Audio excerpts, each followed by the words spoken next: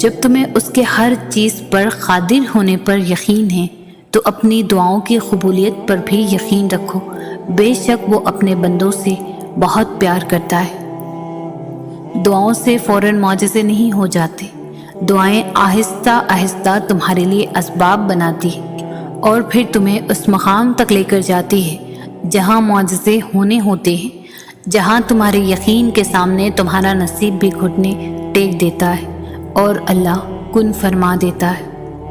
فجر اور تہجد خاموش نمازیں ہیں، ان میں بہائے گئے آنسوؤں کی پکار صرف اللہ دیکھتا ہے اور سنتا ہے، تبھی تو ان میں مانگی گئی دعائیں اثر رکھتی ہیں، تبھی تو ان کو ادا کرنے کے بعد انسان کا دل سکون سے بھر جاتا ہے۔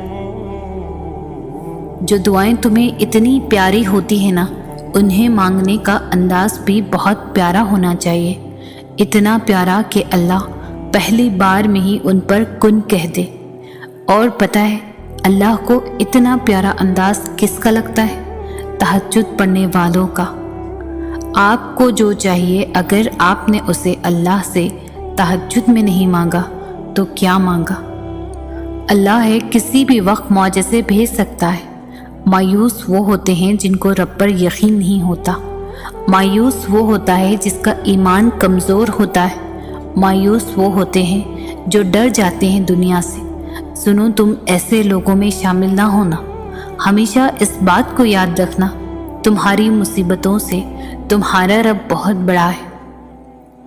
حالات ساتھ نہیں دے رہے، ہاتھ اٹھنا بند نہیں ہو رہے، لب وہ ایک دعا کہنا کبھی نہیں بھولتے، صبر جواب دینے لگا ہے، راستے نظر نہیں آ رہے، دل تھکنے لگا ہے، سب مخالف ہے کہ دعا قبول نہیں ہوگی، مگر پھر بھی اپنے آپ کو دیکھو، کس طرح توکل رکھے ہوئے وہ دعا مانگ رہے ہو، تو کیا پتہ تم بس قبولیت کے قریب پہنچنے ہی والے ہو۔ جو اللہ نے تمہارے لیے لکھ دیا ہے اسے کائنات کی کوئی بھی چیز تم تک پہنچنے سے نہیں روک سکتی، اور جو تمہارے نصیب کا حصہ نہیں ہے اسے تمہاری دعاؤں کے علاوہ کائنات کی کوئی بھی چیز تم تک نہیں لا سکتی۔ تم سوچتے ہو کہ سارے دروازے بند ہو گئے ہیں، مگر تم نہیں جانتے تمہاری دعائیں تمہارے لیے نیا راستہ بنا سکتی ہیں۔